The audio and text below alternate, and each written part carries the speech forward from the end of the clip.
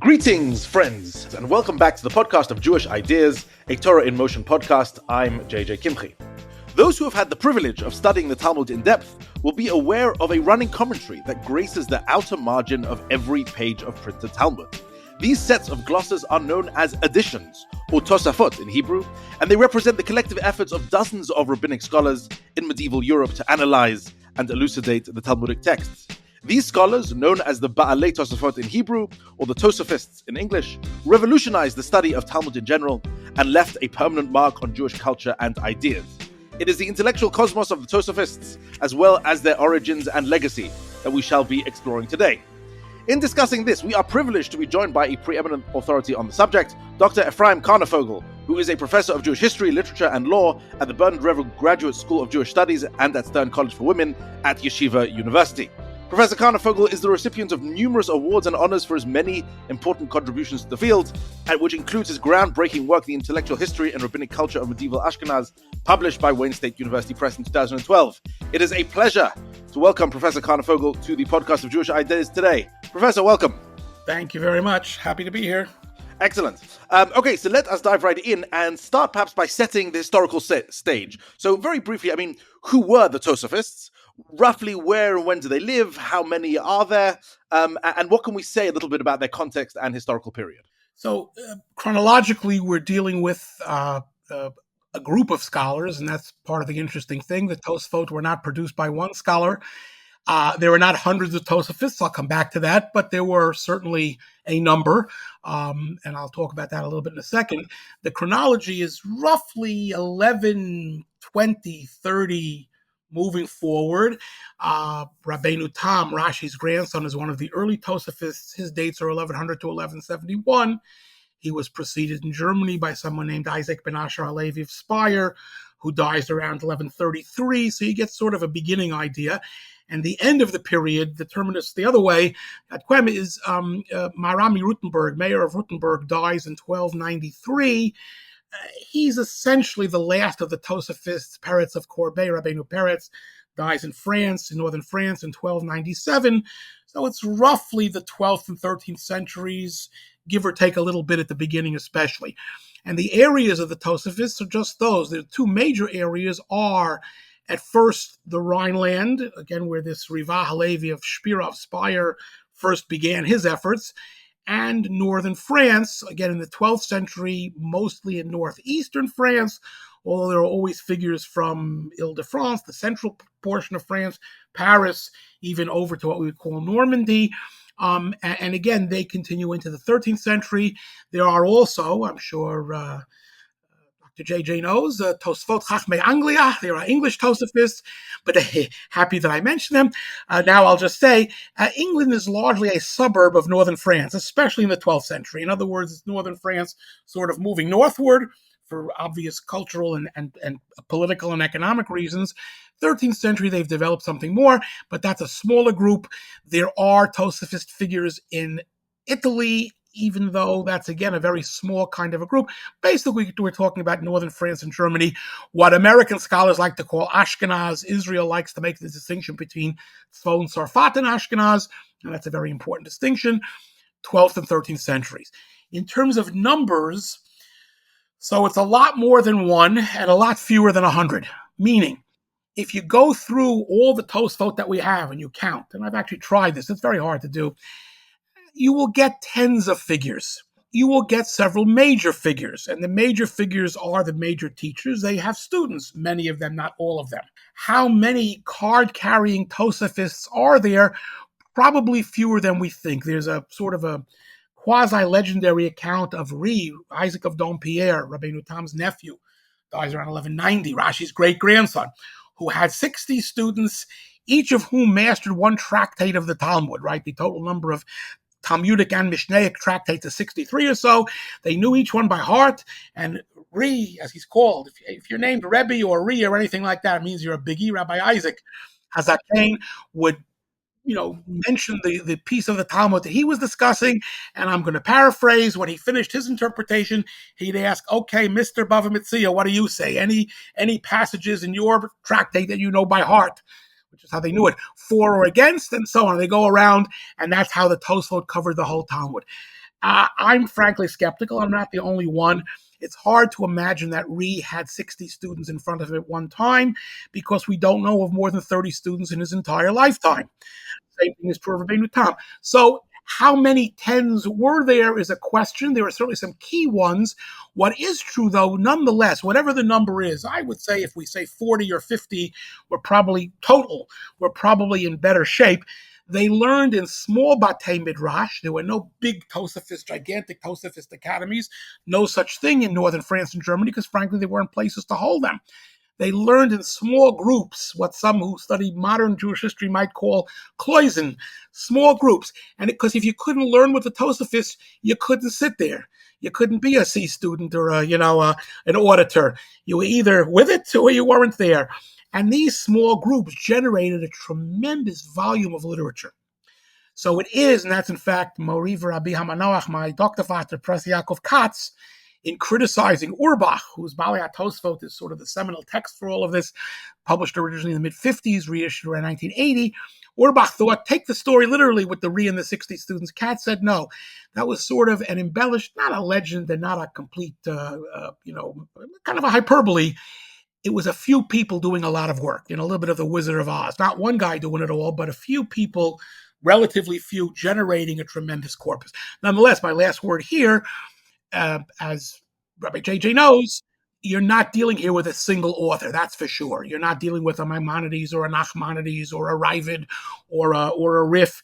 You're dealing with teams. You're dealing with groups. You're dealing with a teacher and his students who were all thought to be relatively equal, and anybody could talk and anybody could answer and anybody could ask. And so that gives it the dynamics and the dynamism that we associate with Tosafot. So I'll get onto the authorship question in a moment because it is a fascinating one. I'd love to tackle it. But you used a very interesting phrase, which I'd like to pinpoint for a moment, which is a card-carrying Tosafist, right? That someone is or is not. And then I would like to ask, what makes one a card-carrying Tosafist? Is it merely to be quoted in the glosses that were eventually published? Or? So I define, right, and again, part of this is my own peculiar scholarship. I don't use That's why we have you here. But I define, if I'm on, it's going with my system, although I always talk about my colleagues too. I define card-carrying Tosafist as someone who's mentioned, I would say, more than once. In other words, somebody who's a known student of a known Tosafist who's mentioned. It doesn't have to be in Tosafot texts. It has to be in texts associated with the Tosafists. For example, there are all kinds of halachic texts in Germany that are completely lost, that are non-extant. But if you look at the pieces that we have, you notice names and places and people that we had no idea existed. So if it's a one-hit wonder, as they, when I was a kid, the American rock scene, a one-hit wonder, I'm not worried about. But somebody who is at least mentioned, with some frequency, where we have an idea that they were part of a production of Tosafot, say it this way. Having said that, everybody in the Tosafist Batei Midrash, and I like that better than academies even, because the academies are too big, and anybody in there was a player. There were, of course, people like Rabbeinu Tam and Re, the most brilliant or the most prolific. And then there were what we might call, Professor Tversky Zal of Harvard used to call them backbenchers in general. People who were in the room and who were capable and every so often could hit it, but they're not mentioned every day. So again, if you're in that kind of a category, in the room and doing something, I consider you a Tosafist, as opposed to people like, there's a name here, we never heard of them before.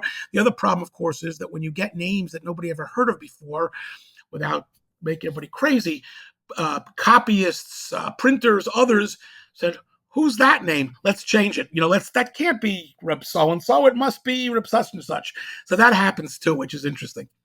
Interesting. Which neatly leads me into the next question before we dive into sort of, I suppose, the intellectual cosmos is that of, how did it get to where we have it today? Meaning the process of editing, redacting, and putting it on the page. Who did this and when? So there are different phases here, and I'll give you the short course. But first of all, the 12th century, the period of Rabbeinu Tam and Re in northern France, and there are Germans who sort of line up. Ra'avan, Eliezer ben Natan of Mainz, his grandson Ravia, and German Tosafists are sort of a different discussion.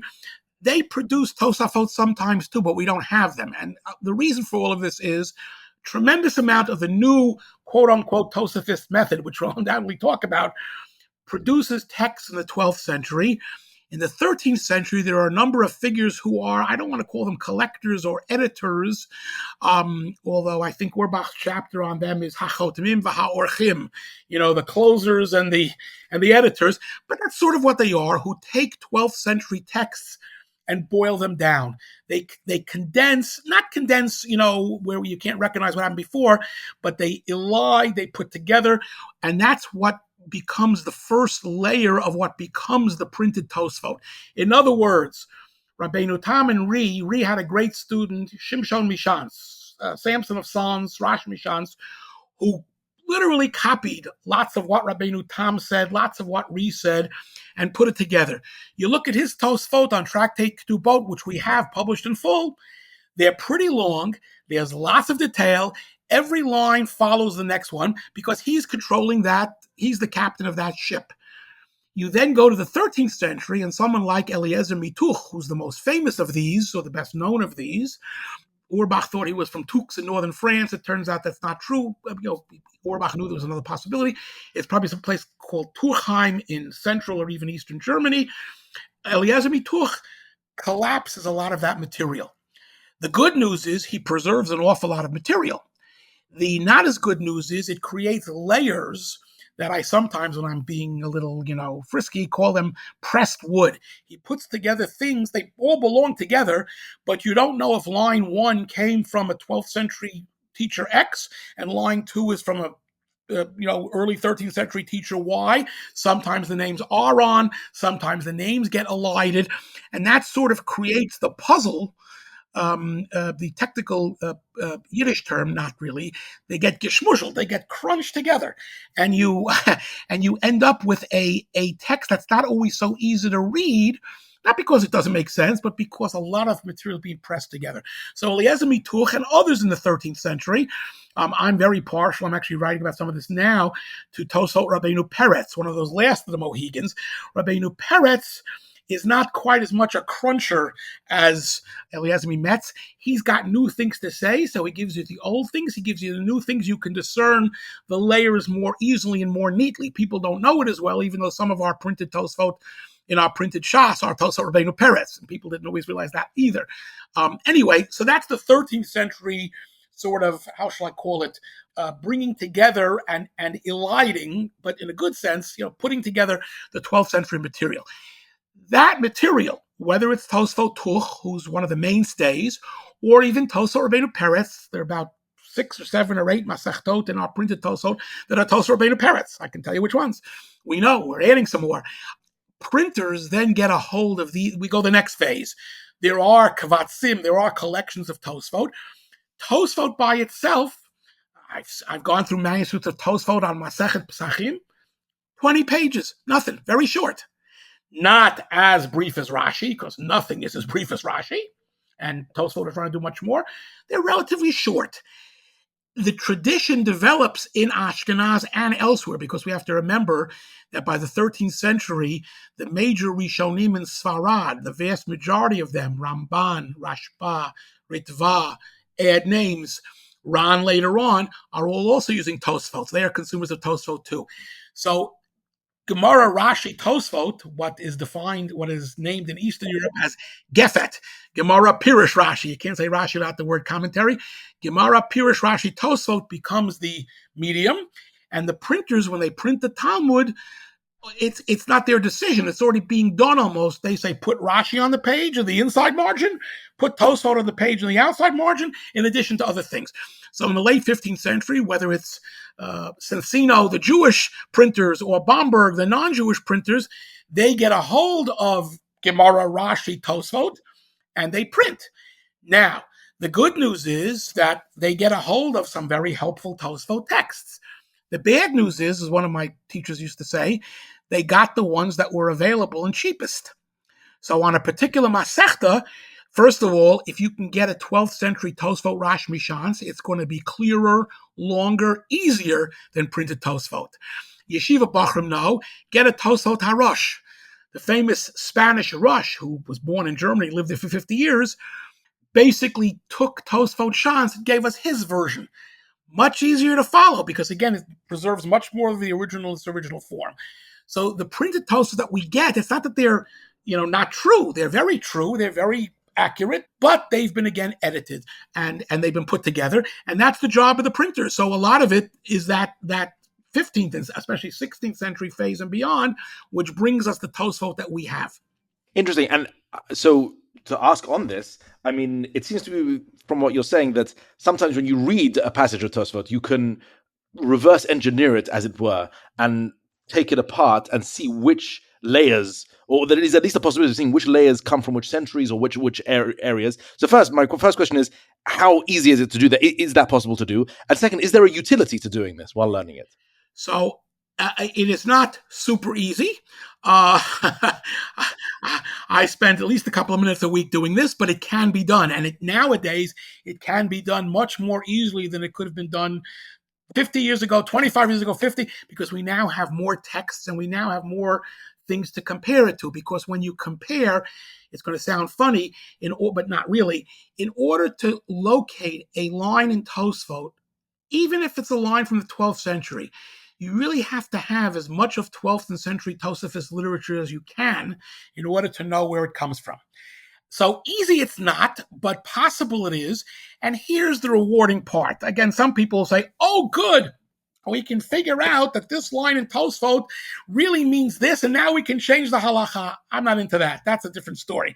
Because again, part of the problem here is not just because of personal posture, but part of the problem here is you want to play on a level playing field, right? If the early Achronim, Marsha, Marshal, you name them, Shach and Taz, had the Tosafot, the earliest commentaries on Shulchan Aruch that are the most authoritative, had the original Tosafot, you can always pull out something else on them, but you never know how they would have responded. So that becomes tricky. But in terms of the history of the text and the learning of the text, fire away. Right, fire away. I just, I don't want to reveal, things that are not yet out, but just did a whole thing on Tosafot to Masechet Brachot, where one great scholar assumed it's Tosafot Yehuda Sir Leon, who was a student of the Ri. Another assumed it was Tosafot Rabbeinu Peretz, but didn't really prove it. And if you go through, and we have a great edition of Tosafot Rabbi Yehuda Sir Leon of Paris, who died in 1224, a great Tosafist student of Ri, really, again, even though it's the first quarter of the 13th century, that's the long durée of the 12th century. It's still the early stuff, right? You can show what the differences are. You can show what's coming from Beit Midrash A. You can show what's coming from Beit Midrash B. You can locate almost line by line, and you can make a determination. By the way, perhaps great halachists will want to look at some of these things, but even if they don't, there's great value in knowing who said what. I'll just give you Mashal Lama Davar Domeh without confusing our listeners, I hope. I always tell students, I'll put it out as an international challenge, since my doctoral students have not yet taken up the cause, but that's okay. Professor Katz once told me, I propose topics. They don't always listen, so I propose topics also. They do what they want to do. Anyway, we've produced many, so thank God. Ramban al HaTorah, right? Ramban, Spanish. Although, again, knows Tosafot very well because his teachers went to northern France to study. So he's quoting Tosafot, Rabbeinu HaTzorfatim all the time, Ramban, in his Talmudic commentaries. Take his Torah commentary. We know that Ramban, of course, and he says in his introduction, Rashi is his hero, Ibn Ezra is his hero in a different way. Go line by line in Ramban and tell me, is this line an Ashkenazic line? No, meaning northern France. Is it we know he knew Rashbam. We knew he knew Bechor Shor. Is it an Ashkenazic line? Is it a Spanish line? Is it Ibn Ezra or the Spaniards? Or is it a Provençal line? Because we know that he used material from the Ravid in various places, on the Sifra and in other places. And you can have a wonderful dissertation. One of my colleagues has the problem with it is it's a life's work. But all right, first you do the dissertation, then you spend your life on it. Again, and the Ramban was, I want to say this very carefully, as innovative and as Mikori as he was a great, not copier and not, God forbid, plagiarist, although I often say he would flunk the Ramban, would probably flunk the plagiarism 1 instructions in any good university. But anyway, Torah belongs to everyone. You could do that. So then you'll end up with, what did the Ramban himself think up? And obviously, even if he's putting things together, that can also be brilliant. But you know much more about the text. Same thing can be done here. Again, I don't recommend it for everyone because it takes a lot of time. And that's sort of the Faustian bargain. Do you spend the time learning the text, or do you spend the time putting the text together? To the extent you can learn to do one while doing the other, I think that's helpful, but I'm not forcing it on anyone. So I want to dig a little bit deeper into something you mentioned earlier, which is namely the form of the text, because it is unusual. And to ask this question properly, just to give a little bit of background, which is that, if you open rabbinic corpus of text, like the Talmud, like the Midrashim, and even the Mishnah, they look a certain way in the sense that they are vast compilations of opinions from groups of people, from lots of different people. Sometimes those opinions are given names, sometimes they are not, but they're edited usually by anonymous editors. We don't know who put them together really, and published, and they are these sort of large compilations of largely anonymous material. But from the Islamic period onwards, most books produced by within the rabbinic culture are produced by one person. They have a name. Maimonides wrote this, Sadia wrote that, Ramban wrote that, etc., etc. What is interesting about the Tosafos is that it kind of reverts back to this old rabbinic model, right? It is a large compilation, a corpus, many different people, many of them many of the opinions are anonymous. We don't really know, and we're not even entirely sure of the editorial process either. So, I suppose the question is, why did it take that form? What was it about the culture of Ashkenaz that gave it this kind of old-style rabbinic form? Well, since they've been in touch with me personally, I'm going to give you my right. My wife tells me we were first married that I once woke up and I was in Kollel, then I was giving a whole shir on the Rashba, and I said, "Did you write it down?" Maybe it was good. Anyway, so since they talked to me in my dreams, so here's the story, and again, let's move back on the. You're exactly right. Your way of trying to trace this is exactly right. The Tosafists thought, and Urbach says this, others say this, the Tosafists considered themselves what I'll call junior Amoraim. Their heroes were the Amoraim of the Talmud. And so exactly as that Amoraim, right? We can ask you a question. You get somebody in here and ask them, how many Amoraim were there? Who do you consider an Amor? The same questions that you and I were talking about. How many generations of Batei Midrash were there? The Tosafists very much look at themselves not just as students of Rashi, which they all are, whether they study with him or not, whether they're related to him or not. So that's the whole thing. Rashi also is treated by them like the Talmud, but in terms of the Talmud, they regard the Amoraim as their heroes, and they regard the Talmudic statement of Metzia 86a, the top of the page there, that Sof Mishnah Rebbe, Sof Horo'ah Ravina Ravashi. To them, it's not just that Ravina and Ravashi put the Talmud together. They're, responsible, but it means that the Talmud is a coherent whole where everything, to the extent possible, has to line up. And this impacts other things as well, right? Marshall talks about the Tosafists creating a sphere of the Talmud. Hafhu v'gilgaluhu. You can roll it around. There are no sharp edges, right? All the sugyot have to jibe somehow. Jibe means they have to be put into conversation with each other. And like the Amoraim, the Talmud can have a first-generation Amora talking to a sixth-generation Amora. Not literally, but that's the way the Talmud is organized. The Tosafists are very much in that model. If you think about it, Maimonides, who mentions both the Mishnah and Gemara in his introduction to Mishnah Torah in glowing terms, his most favorite text of all time was the Mishnah, which is why he calls it Mishnah Torah. Now, there are minority opinions on the Mishnah, but basically the Mishnah is apodictic. Give me the exact right words. Give me the punchline, as they say in Old French, the Remenish can cup with all the machloksem there, and give me the canonized result. Rif is not unlike that either, even though he's cutting and pasting, right? It's not this simple, but I'm going to say, for the Rambam, the Tanaim of the Mishnah are the heroes. For the Tosafists, the Amoraim are the heroes. And that will account in no small measure for this type of dichotomy. The other difference is that the Rambam works more, even though he criticizes the Geonim plenty, he works much more with the Islamic world, Jews in the Islamic world model, not of resolving all sugyot, but of picking. Rambam knows there are sugyot that conflict one the other. The Tosafists will come up with a dialectical way to resolve them, famously, for the most part, like the Amoraim did. This case, that case, they're two different cases. This case assumes this, right? Rambam basically picks. Sugya A is the winner, Sugya B, leave for later. So those are the two, and again, sort of Mishnaic versus Talmudic almost. That's not the perfect model, but it's pretty good. And that will account largely for this change. And the other thing is, the Tosafists, whereas Maimonides, he's certainly not mishubad, he's not enslaved to the Gaonic corpus, he feels free to disagree, he's got to deal with it. Tosafists know about Gaonic literature, they know about some works more than the other. The Tosafist rule is post-Talmudic precedent, it's an open field. As long as I can interpret the underlying Talmudic text properly, the fact that 100 years ago somebody said differently than me, don't care. The fact that somebody had a whole different way to do this, don't care. At that kind of thing, they're not worried about the Gaonic approach. And by the way, just a little trivia question for the audience, which I'll answer, but they can think about it for a moment. How many times do our printed Tosafot texts, which again are edited in the 13th century, mid to late, how many times do they cite Maimonides? The answer is 2.5. The half is not really him. It's twice by name. Not because they didn't like Maimonides' philosophy, not because they didn't like rationalism, even though they were not students of that. Maimonides is the opposite of them. An opposite is a different view.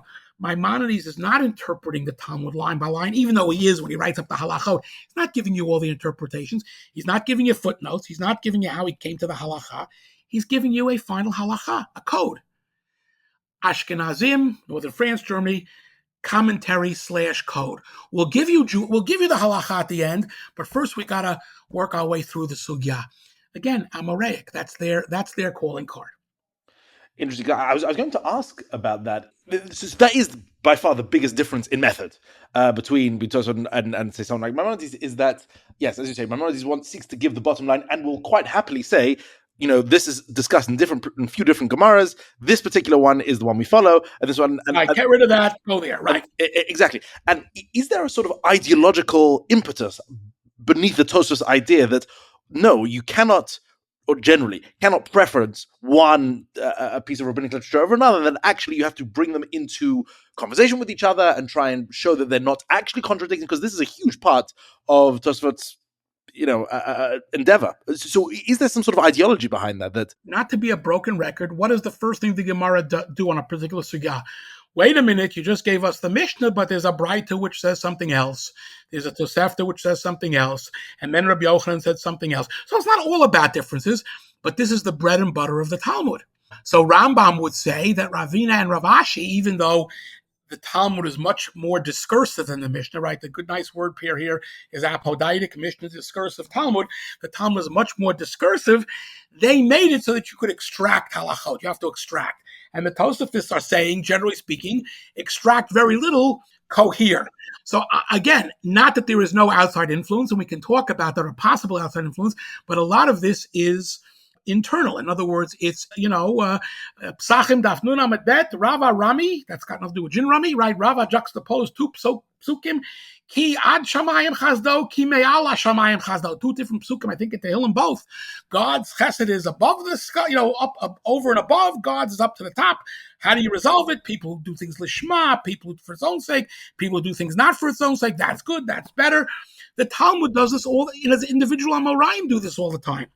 And so the Tosafists are saying, we are junior Amoraim. We wanna hafachba v'hafachba, not just the kulaba, but let's put it all together. The downside of that is you have to follow through a lot of argument and a lot of different formulations. Whereas Maimonides, Perek Bet halacha gimel, boom, right? But that for the Tosafists is a no-go. And not that they don't have Sifrei Psak, but in terms of real learning, that's for them a no-go. But again, think Mishnah, think Gemara, right? This is, of course, fascinating because I suppose those who came after Maimonides, one of the principal learning endeavors was to try and reverse engineer Maimonides to see what his methodology was and how he was reading the Sugyot. Whereas with the Tosafot, it's the opposite. You take what they have on the page and try and boil it down to the bottom line. Right. Well, that's right. Right. The job of every Nosei Kalim of the Rambam is, what are his sources? I don't care if you're the Maggid Mishnah, the Kesef Mishnah, any Mishnah, right? What are his sources? By the way, the Ravid doesn't let Rambam get out of the introduction before he says, I think this could have been the greatest work of all time, but he should have given sources. So he's in Provence. Northern French and German Tosafists, again, which is why they don't cite the Rambam that much, say the same thing. We wish he would have given his sources, right? How does the Smag say it? Kachalom below poter. And he loved the Rambam, Moshe Mikutzi, because he was teaching in Spain and all of that. It's a dream without an interpretation. Couldn't you have given us a few bars, right? And Marami Rutenberg, who at the very end of the Tosafist period makes a move back to the Rambam and has his students do it, the Rosh, the Mordechai, the Rif, the Rami. He calls Rambam, the Mishnah Torah, Urim V'Tumim. Say, what could be better than Urim V'Tumim? Wow, this, great mystical revelation. There's only one little teensy problem with the Urim V'Tumim, if I may say. How does the thing work? We don't know. In other words, we don't know how the thing works. It's great. We wish we knew how it worked. Whereas for the Tosafists, you're right. Now, here's there are some interesting bridge figures or sort of middle figures. Again, we'll learn about Tosafot through my larger points here. Tosafot will quote Rabbeinu Hananel 500 or 600 times. They love Rabbeinu Hananel. Rabbeinu Hananel is a Sfaradi. Nothing wrong with that, obviously, but he only does practical. We only have Rabbeinu Hananel on the 3 Sedarim, Nashim Moed, Nashim Nizikin. We only have Rabbeinu Hananel there. Somebody thought they had a Rabbeinu Hananel Bechoros. Okay, because that's Bechor. There's also practical. Doesn't write on Tamura, which Tosafot does. Doesn't write on Rambam writes and everything. But Rabbeinu Hananel, very practical, very Sephardic in that regard, very Gaonic in that regard, right? They quote him. Tosafot quotes Rabbeinu Hananel overall every day, 500 or 600 times. I forget which first number. Rif Yitzchak Fasi, who they believed was Rabbeinu Hananel's direct student. It's not exactly right, but that's okay. It's close enough. They quote a tenth of the time, either 50 or 60. Very respectfully, what's the matter? Divrei Harav, Divrei HaTalmud, they don't like what the student had to say. No, the answer is, again, Rabbeinu Hananel looks like them a little bit. He gives you a comment. It's a brief comment on the sugya, and then he says, V'kai Malan, here's how we paskin. That's what Tosafot does, sometimes at much greater length. Here's how we analyze the sugya, here's how we analyze it, and we give you the halacha. Whereas the Rif is, in its own way, more of a code. There's very little commentary there, right? Snip out that line, you're left with this as the halacha. So again, it's just a matter of predilection. They don't dislike any of these people, they love them, but they don't have as much use for the ones who are, more apodictic or who are less ready to rejudge. Think of this. If I ask you what are the 4 major codes in the medieval period, right? Very quickly, 4 major codes. Between 1,000 and 1,500, we'll do medieval like in Hebrew University. We'll take it to at least the 16th century, right? 4 medieval codes. 1, Rif, Chot HaRif. 2, I can ask you 2, Mishnah Torah. 3, Arba'at Turim. 4, Shulchan Aruch. What's true of those 4 gentlemen? Great Talmidei Chachamim, Gedolei Hador, all of them. Spanish, I suppose, tradition. 3.5 Sfardim, right? The Torah was born in Germany, where he lived till about 25. Spends 50 years or so in Spain. 3.5 Sfardim. Tofazo Merit Arsheni. The answer is what I said before. Not that there are no codes, but they like codes which are based on commentary in the north. If I said now, okay, leave the top 4 out, go to the top 2 Ashkenazic codes that you can think of in this medieval period. So the Smag, Sefer Mitzvot Gadol, would be 1. I would pick the Or Zarua. They're both contemporary. Yitzchak Or Zarua, who studied in both in the Rhineland and in northern France, right? What's the difference between those codes and those codes? Whether it's the Smag or the Or Zarua, there's much more learning displayed in both of them. If you ask the Smag, that's me. If you, I want to jump back in and redo this halacha, he would say, come on in, we'll go around another 3 rounds. If you ask the Rambam, could we redo any of your halachot? You touch a word of the Mishnah Torah, you're in very big trouble. It's, again, a difference between commentary/code, and code/commentary. Anyway, that's Professor Tursky's big idea, by the way. I'm stealing it from him, but he never minded. Oh, excellent. Good. I had the privilege of teaching Rambam in Tversky's old office classroom and using his works. It was... Excellent. Seminar H. Anyway, room H. Yeah, go ahead. Yeah, exactly. Anyway, there's one word that's often invoked when it comes to Tosafos methodology. You invoked it there yourself, which is the word dialectic. And I want to perhaps drill down a little bit into this, because this seems to be the operative term. What is meant in Tosafot with the word dialectic? What did they do with it? How did they apply it? And is this really the main foundation of how they do what they do? So technically speaking, dialectic is what I would call step 2. Step 1 is an incredibly close reading of the Talmudic text and or Rashi's comment. That's step 1.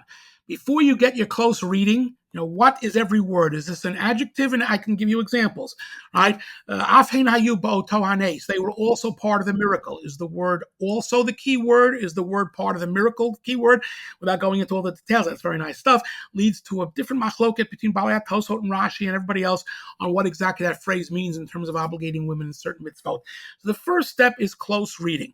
Once you have the words down, and I don't mean the words on just what do they mean, but why was this word used opposed to that word?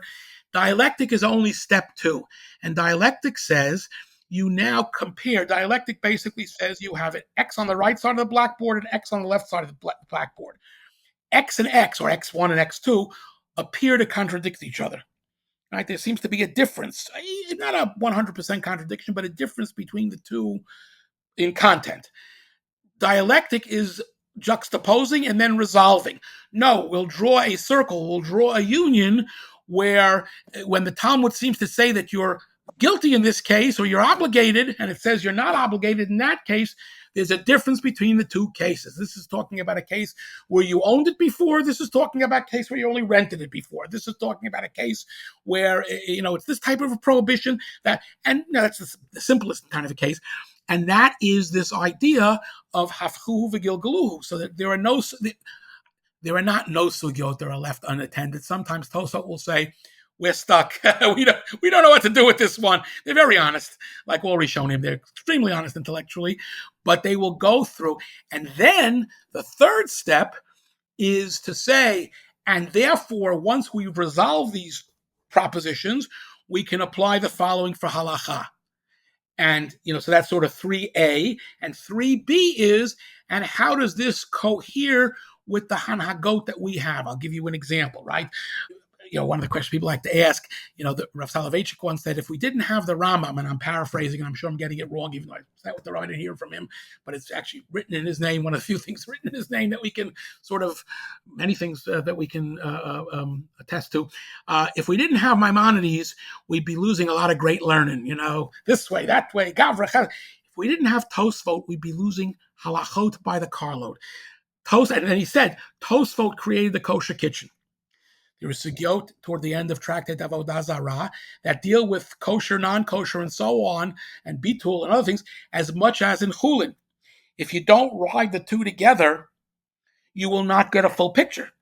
So by the time Tosafot, not a verb, dialectizes the relevant sugyot, you get a very clear picture. So you come up with what are the parameters of nos and tam, bar nos and tam, of derivative flavors, and all these things, dishwashers, Pesach, this, that. And Tosafot will then, after doing all of that, they'll tell you, and therefore X, Y, and Z.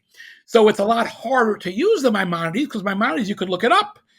Halachot, machalot asurot, perek gimel halacha dalet. Tosafot, go find me. But it works, and it also works in the context of interpretation. So running with the ball is that much easier, right? So he said without Tosafot, we would have lost gufei halachot.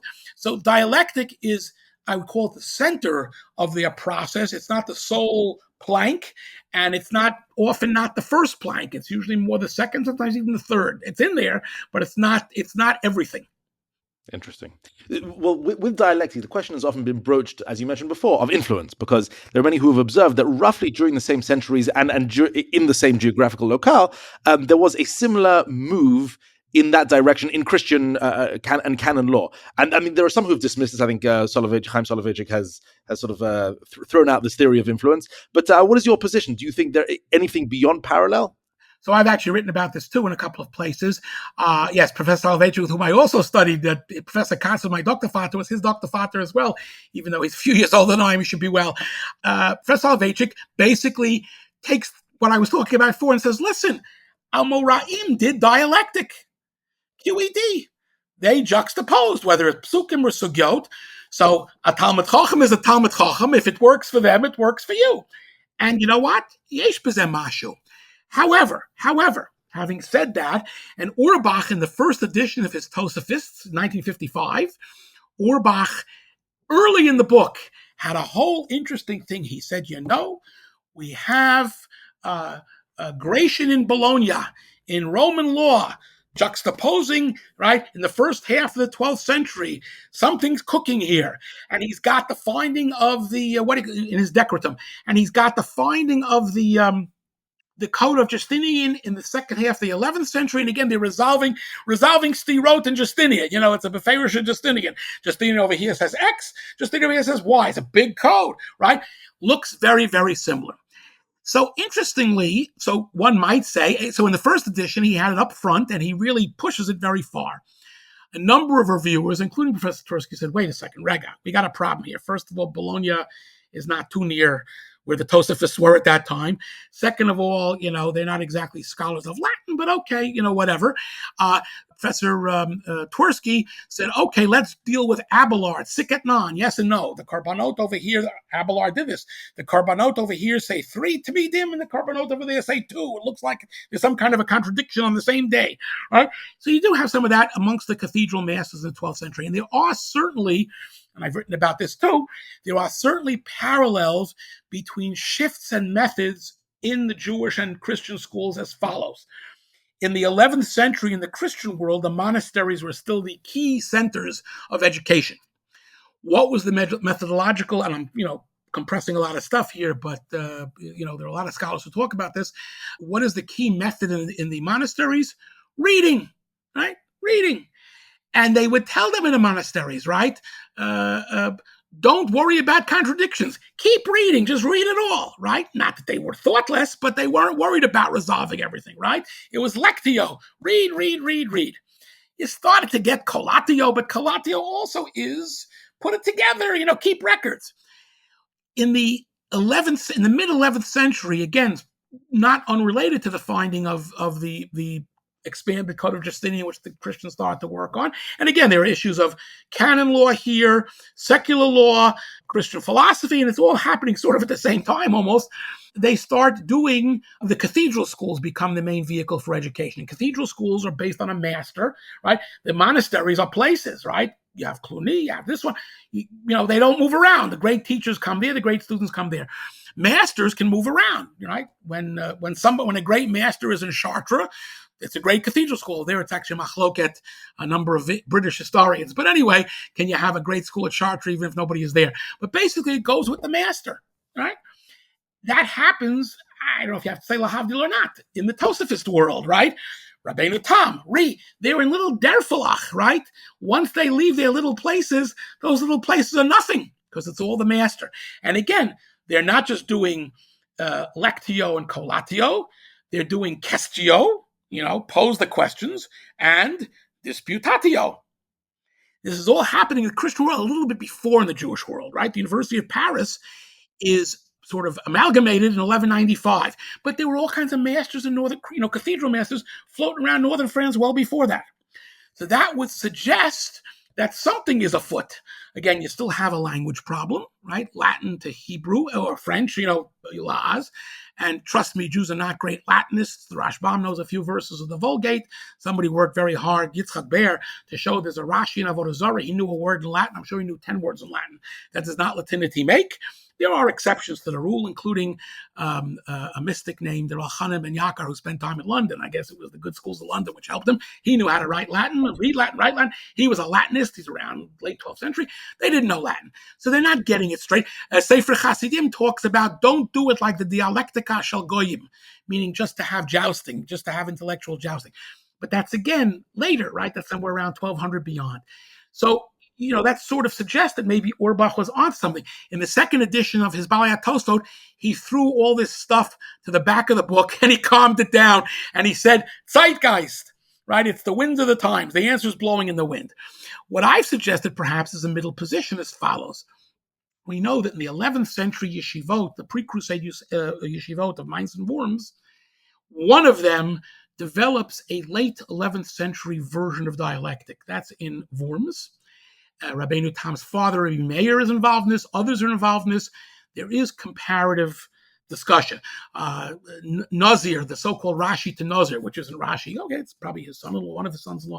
Anyway, probably from Worms, compares sugyot. Now, they don't compare them outside of Nazir, so it's not yet a global comparison, but there's evidence. Professor Soloveitchik says, L'shitato, it's in Chuvas, it's not here, it's not there. It's there a little bit. So what happened, what I would like to suggest perhaps would be productive is that, and there's a wonderful book by, a book on Goration where a fellow who won the MacArthur, whose name will come to me in a second, who wrote a wonderful book, Anders Winroth wrote a wonderful book, Gratian 1 and Gratian 2. Gratian evolved. Gratian stuff got to Paris. So a lot of this stuff is very dynamic. What I would suggest is as follows. Everybody's right. Professor Soloveitchik is right. There is dialectic already well before the Christians. However, with the Christians, it's a big idea. You don't have to read Latin texts to know what dialectic is. Jews and Christians talk all the time, right? Learning Jews and Christians. What are you doing in your schools? Oh, we're now comparing. We're doing something new. Oh, let's try it. It's kind of like Reb Chaim Brisker and Hegel. We'll try it. So it still may be blowing in the wind. So the question then becomes, how did one method in one pre-Crusade yeshiva of Worms become in the 12th and 13th centuries the dominant method everywhere in Tosafot land? And so I like to look at the Christians perhaps, and I actually wrote it like this, an enzyme. They speed things up. It's not direct influence. They read their books. They said, oh, let's do that. There are some great ideas floating around. Again, as the Wissenschaft scholar said very beautifully, Rashi was Maslul Talmud. Rashi made the pathway through the Talmud. Until Rashi made the pathway, you couldn't dialectize anything because you didn't know what was going on. It's a whole other question whether you before Rashi, right? Once you have Rashi getting you through, it's almost a natural, let's run with the ball. So the Christians play sort of an enzyme role, perhaps machrif ktsat, they hurry it up, and Jews have enough access to perhaps appreciate that. That's as far as I can push it. Fair enough. I mean, do you have a definitive answer for the fascinating question that you just posed, which is how did, in fact, a method that seems to have been only late 11th century Worms Yeshiva take over the whole Ashkenaz Jewish world? So that's where clearly, so again, either course they said, hey, we're Amoraim, we Tosafists. That's our job. We gotta do the modern version, the 1,000-year later version of this material. Again, or there's not Christian influence in the sense, oh, you do, anything you could do, we can do better. Well, maybe there was that, but they sense that this is a big idea. Again, once you do something monochromatically, let's say tomorrow you discover a wonderful text of whichever philosopher you're working on, right? And you say, okay, there's a new text. I figured it out. I understand what this author meant. What's the next step? Put it into conversation with other related texts. So that's almost a natural tendency. Never mind that the Talmud itself did it. In other words, there are impetuses. What I'm saying is it's almost too many causes to call. It's, my student, my dog will always say, multivalence theories. Here he goes again. It's very, very rarely, it's A. No, it's B. It's a little A, and that's not fudging and not hedging. That's really the way things work. There's an A, there's a B, there's a C. If you've got A to Q, you're probably overthinking. But if you've got 2 or 3 things that are working in sync, that will help to explain how it comes out, how this one thing becomes. Again, after Rashi, not what is there left to do. And in fact, there are places where we don't have Rashi, and Tosafot has to play Rashi and give us basic. The Rav used to say when he learned the Durham with his father, there was no Rashi, it's pseudo Rashi, and that's a tough Rashi. So he said we had to use Tosafot to play Rashi. So what did we use to play Tosafot? We played the Ran. That's the Brisker version of this. But yesh b'zeh mashu. So I think it's multi-causal, multivalence. Then we have to work with it some more. The discussion not closed. And by the way, finally, the same way there were Christians opposed to the new dialectic. Rupert of Deutz near Cologne was a monastic fellow who went nuts. He came rushing in to where Christians were doing this. This is new learning. Get rid of it. Bernard of Clairvaux, a new monk, wasn't wild about it. You have Yehuda Chassid in Germany. You have Yehuda Chassid in Speyer, right? After Rupert, but he's complaining in some way, although the complaint has to be expressed carefully.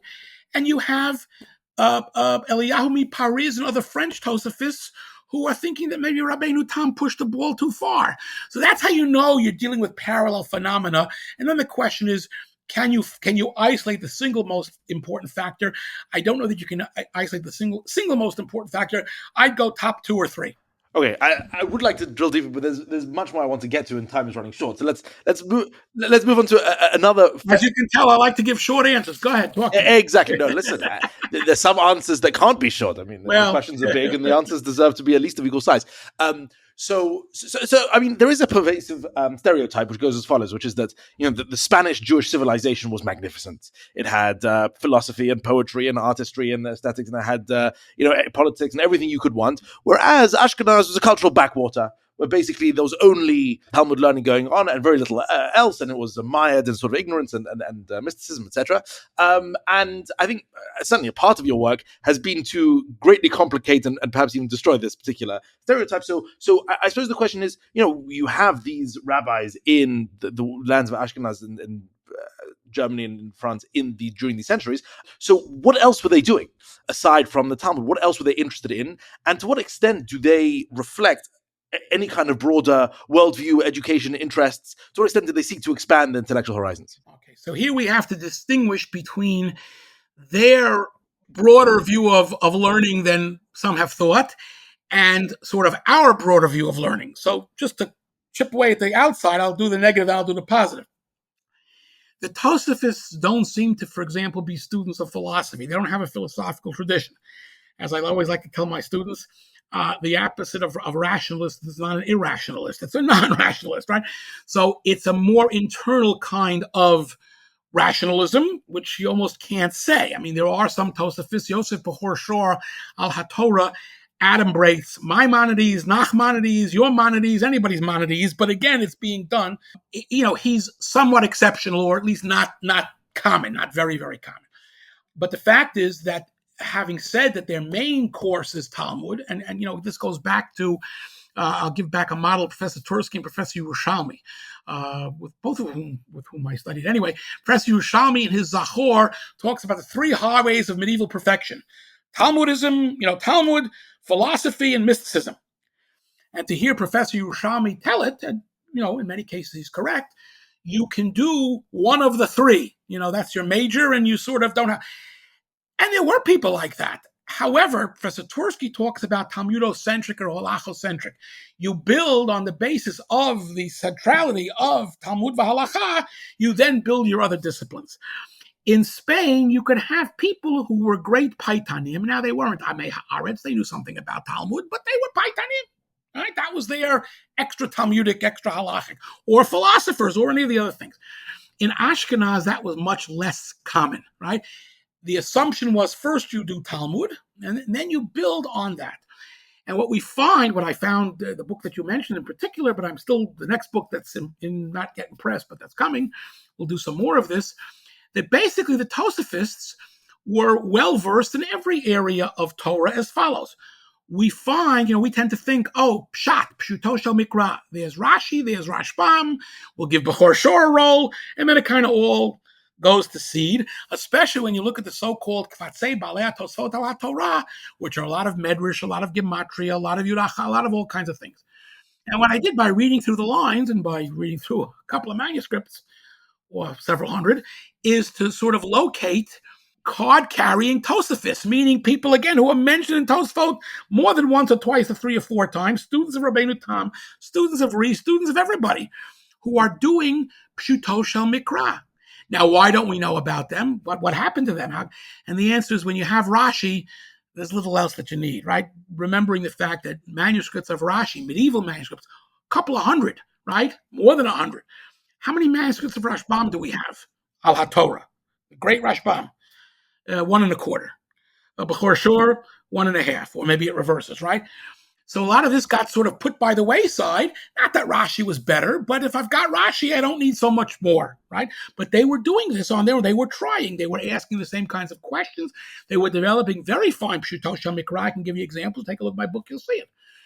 They also are Paitanim, the same Tosafists, not specialist poets in Piyut, right? In Spain, you could talk about Shlomo ibn Gabirol, who knew Talmud, but who's known for his Piyutim and his thought.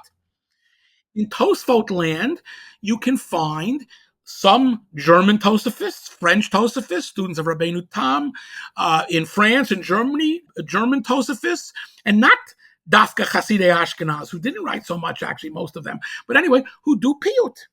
This is part of Torah discipline. We do that too. And their Piyut, by the way, in Talmud and Halacha, this is a subtle point, but the Tosafists ride second chair to no one, right? We do it our way. your Sephardic way. Not that we don't like you, but we don't need you, right? We'll handle it. In Piyut, they use Spanish stuff. In Mikra, they use Spanish stuff, not just Menachem and Dunash. They use all kinds of Spanish stuff in meter, other kinds of things, right? So you've got a lot of Tosafot al HaTorah, some of which is halachic, but a lot of which is Pshuto Shel Mikra, really pshat, and breaking new. I'll give you some examples. Breaking new ground. This is true in the 12th and the 13th centuries. You've got Piyut. You've got mysticism. This is very interesting. I make everybody crazy by blurring the lines. There are Tosafists and there are German Pietists, and never the twain shall meet. I don't want to say baloney, but baloney. The Tosafists, some of them are much more involved in pietistic issues, right? In France and in Germany. They are aware of Hechalot literature and so on and so forth. More is coming out about this. And the pietists are not such frume. They're also, some of them, very important Talmudists, right? Elazar of Worms doesn't take a backseat to anybody in terms of his awareness, not only of halacha. Shita Mekubeset, we're trying to figure out where this came from. He was a great collector. Has 50 blot of Tosfot, Elazar of Worms on Tosfot Harid above a comma. But that means there's a lot more gisha. So mysticism. And then you get to what I call the Ashkenazic version of Jewish thought. It's not going to be Aristotelianism, the wrong language. Arabic, they certainly don't know. They don't know Arabic grammar. If it's in Arabic, it's Greek to them. Forget it. Never mind Greek. If it's Arabic, forget it. They don't know Aristotelianism. They know more Neoplatonism than we think. The German pietists know more than anybody, but others know Neoplatonic stuff too. Because again, that gets Hebraized. Whether it's Ibn Gabir, whether it's Yudal, it gets sort of mixed. But I've talked about the fact that it's nigh impossible to find me a Tosafist who was an anthropomorphist, which everybody thinks, the backwards Ashkenazim, God has a body. No, he doesn't. And the one exception, I'm actually writing about him now, Moshe Taku, everybody thinks is a wacko, Taku wacko, first of all, was a card-carrying German Tosafist. He wrote Tosafot to Nedarim that got lost in his native Regensburg. They didn't survive. He's consulted on every kind of halachic matter, larger and largest, some of which we have remnants of, others have been lost. He's got Perushim to Mishnayot in Zra'im and Tarot. He's a Tosafist. He's not a side guy, even though he's never mentioned in our printed Tosafot. He's got the goods. If you then put his view of the nature of God on top of his Tosafism, what you realize is the issue for him is not, grubbe philosophy who, magshim gas. That's why I say grubbe. He's a real out and out, God has a body. Lehefech, it's how do you view Talmudic literature on this subject? The Talmud is canonized. If the Talmud tells you that God appeared to an Amora in such and such a form, it's the same thing as a Pasuk in Chumash telling you that God did this in Egypt. You can tell me it's, more miraculous, it's less miraculous. You can't deny it. And the proof is that he says, you Hasidei Ashkenaz, you Sajigon, don't bother me with all this outside literature. Don't bother me with the mystical literature. If it's non-Talmudic, throw it out. He has a passage where he says, that passage in Ruth Rabbah, chuck it. I mean, he doesn't say the words chuck it, but he says chuck it, get rid of it. So even that's a Talmudic issue. The issue of Talmudic canonicity and how far the Talmud controls is a Tosafist issue from top to bottom. So what I'm saying is even at the margins, Tosafists are, how should I put it? They're Talmudocentric, but they build quite a bit on these other disciplines. And the final point here is it leads to an interesting problem. Here's Rashbam, the great Rashbam, something simple, right? Rashbam in Bava Basra learns Psukim, Yitura Dekra. The Gemara is darshaning the extra yud, the extra vav, the particular word. In his Perushim on Al HaTorah and on many works of Nach, not all of the ones that they say are his, and there are others that we don't have, right? He'll talk about Omek Pshuto Shel Mikra, and they contradict. So I once asked Sarah Yefet, Aleh Shalom, a wonderful person, no, Sarah, what's the right answer? She's a Mikra person. She was terrific because she knew all of the other stuff too. She worked with all the Talmudists at Hebrew U as well. She was very good. She said, I bet Shal HaMikra. So I said, Dati Lav Davka. They're all ebet, right? Mem Tet Panim Shel Ebet, which is, the famous Ritva on Erev and Yud Gimel, Mem Tet Panim Shel Halacha. He gets it from the the Chachmei Tzarfat. And if you look, it's Rabbi Yechilmi Pariz and a Tosa Rabbi Yisrael, which we now have. It's not Ritva, a Spanish idea. It's a Tosafist idea. Rashbam could live with, and he says, right, Chazal did the Chazalian way of learning Mikra for halachic purposes. I'm doing, but they also held Ein Mikra Yotzei B'Diuk Pshto. Their way is number 1. The second way is number 6. I'm going to work more on 6 because there are many ways to work. It's not Shivim Panim LeTorah. It's not that it's Memtet Panim Shel Emet. So how could he live with himself? So we have to go again with Rabbi Soloveitchik, who used to like to say when he learned one thing one way and somehow from the other way, and he would say, but Rebbe, the two don't jibe. And he would say very famously, Shtoben nicht von der Kasche, you won't die from the question. In other words, in HaKadosh Baruch Hu's world, all the emets cohere. In our world, all the emets may not cohere, but we're not therefore going to undo each conclusion. When I'm doing Mikra, I'm doing Mikra. When I'm doing Talmud, I'm doing Talmud. So, interesting. Yeah. And would you say, possibly, this ability to have these sorts of apparently contradictory opinions, this apparent lack of systematicity, would that be more characteristic of Ashkenaz than Sfarad at this period? 1,000%. I'll prove it to you. Think of Ibn Ezra. Ibn Ezra's got a problem. There can only be one emet in the pasuk. So sometimes he gets in trouble because if it's Chamishim Yom, if it's this, if it's that, you can't make these movements. Even the Rambam, again, picks the one that he thinks is the emet. They don't have to pick. And it's not fudging. It's again, the belief in these multidisciplinary, all of which have validity, as long as you stick with your rules. They're not going to come to a halachic conclusion based on Pshuto Shel Mikra that has no, Talmudic at least support.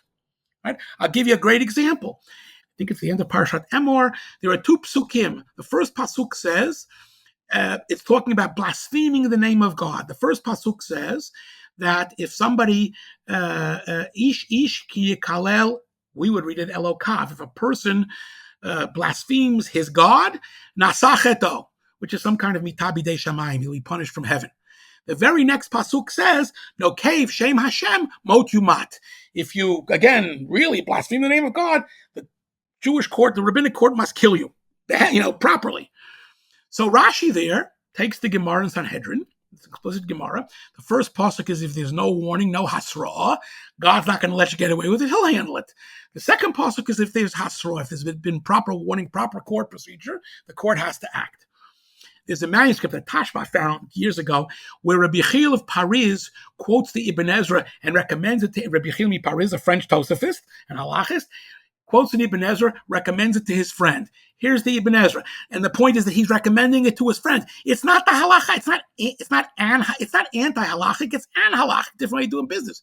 Ibn Ezra has this fantastic perush. The first pasuk, ish ki yikalel. How do you know it's Elokav? Maybe it's Elohav. If a person blasphemes a judge, he blasphemes Ara Elohim Yavod Dvar Shtayim.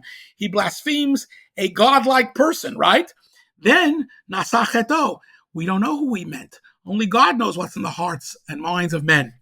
And therefore, God has to handle that thing. But, that case, no cave, Shem Hashem, and if you look, the Shem Hashem, that's Elohav, Yud Kei Vav Kei. If a guy blasphemes the name of God, and there's no doubt that it's God's name, Mot Yumat.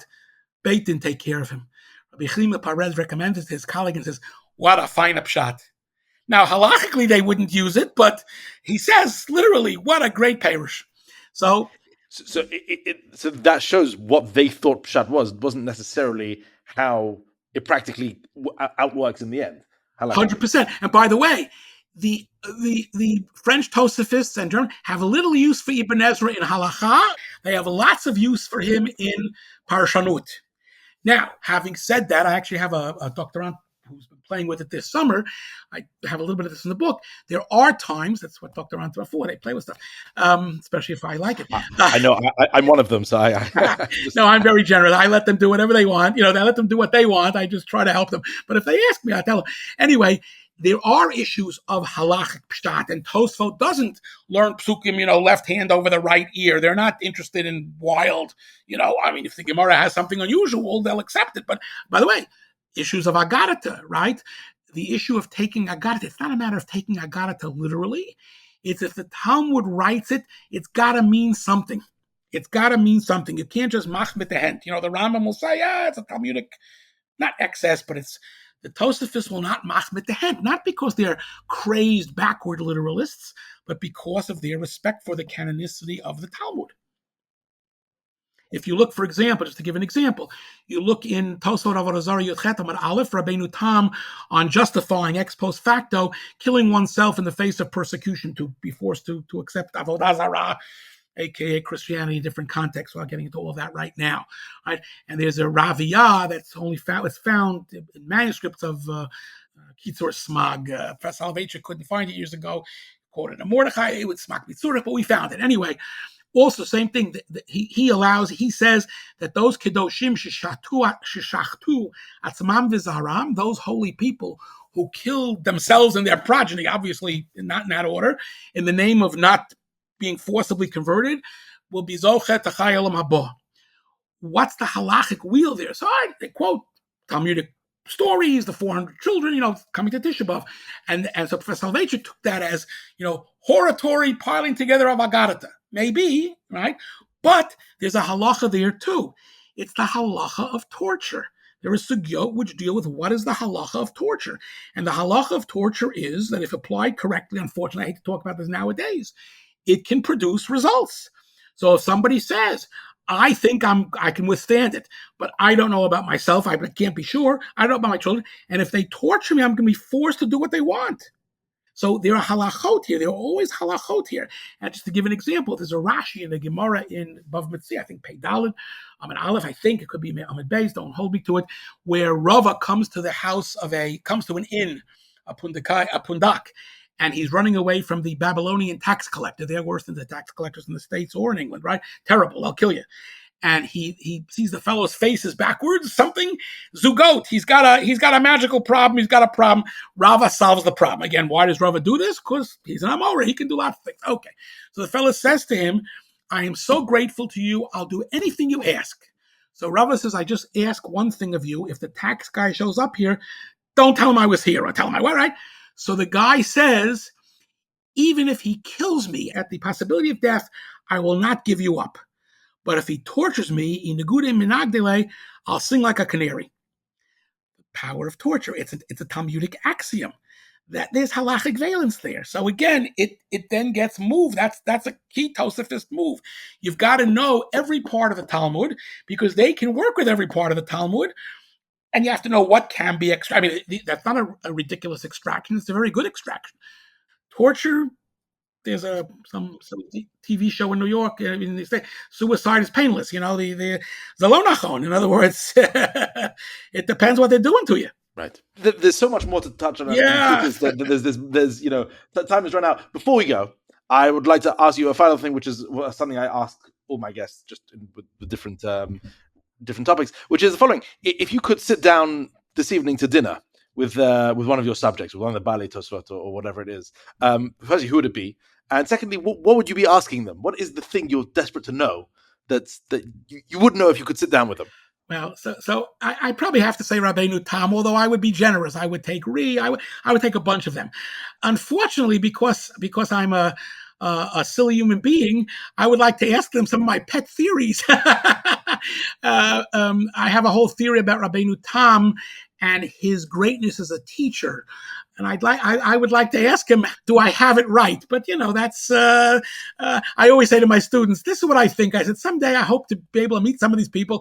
And I'm sure a lot of them are going to tell me, it's like Reb Chaim and the Rambam, let's face the Svadi from learning, not Frank. Yeah. They're going to tell me, we liked your book, but, when you said this and this and this, shtuyot. But yeah, I could have many conversations with them. And I hope they wouldn't say, you stupid, but hopefully they would see something that they like there. I think if you've been working on these theories for many years, it's eminently reasonable that if you'd have the opportunity to sit with them and ask, that's what you would do. I can't fault that at all. That's what I would do. Could you ask when Mashiach is coming? But which they have Chishuvei HaKetz too. Some of the Tosafists I've written about. There is almost nothing they didn't have if you can find it, because again, if it's part of any kind of when I say integral part of Torah, it could be a prat, but if it's in there, look, Rashi was a sakrani, he was as curious as they come.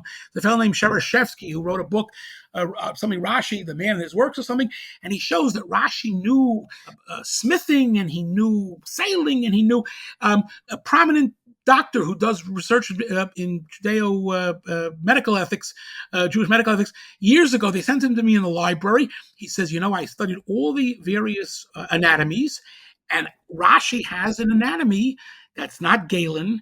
It's not the Islamic stuff. It doesn't match anything. And I'm certain that Rashi never went to an autopsy. So I said to him, the answer is very simple. Rashi's getting it from the Talmud. In other words, he's working everything backwards, putting everything together. And so then you'll come up with the question, that not all the medical material in the Talmud jives with everything else. But that's where Rashi's getting it from. Not because he doesn't like the outside stuff, but because he's got a source and he spends his time figuring out, because he said to me, his medical knowledge is exceptionally sophisticated. He knows all the little bones and all the little parts and all the things. You've got Traphus issues and human issues and so on. I said, because he managed to sit through the entire Talmud and take it all in and then, give it out. You have to assume that, I tell students all the time, you want to study Rabbeinu Tam, you have to think like Rabbeinu Tam. You'll tell me, but I can't think like Rabbeinu Tam. I said, fake it. He'll go to every sugya possible. He'll go to every corner they can find, and he'll bring it to bear, right? So if we're going to try to analyze what he and his colleagues are doing, that's sort of the position that we have to take. It's not an easy road to hoe, but it's a rewarding one if you get it right sometimes, Fair enough. Can't say fairer than that. Okay, I think we will unfortunately have to pause it here for today. Professor Ephraim Kanarfogel, thank you so much for coming to join us on the podcast Jewish Ideas. This has been fascinating. I hope to be able to have conversations with you again in the future. With pleasure. Thank you very much. This has been the podcast of Jewish Ideas by Torah in Motion, produced by Alicia Kelman and myself, JJ Kimchi. Edited and mixed by Alicia Kelman. You can stay up to date by subscribing in your favorite podcast app. To support more thoughtful Jewish content like this, please visit torahinmotion.org/donate.